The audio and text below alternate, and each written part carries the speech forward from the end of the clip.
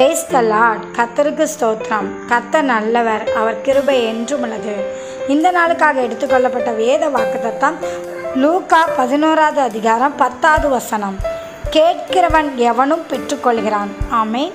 இதை பார்த்து கொண்டிருக்கிற பிரியமான சகோதர சகோதரிகளே, இயேசு கிறிஸ்துவிடம் நீங்கள் எதை கேட்கிறீர்களோ அதை பெற்றுக்கொள்வீர்கள் என்று இயேசு கிறிஸ்து சொல்கிறார். ஆகையால் நீங்கள் தேவனிடத்தில் விசுவாசத்தோடு கேளுங்கள், அவர் உங்களுக்கு கொடுப்பார். ஆமென். தேவன் தாமே உங்களை ஆசீர்வதிப்பாராக.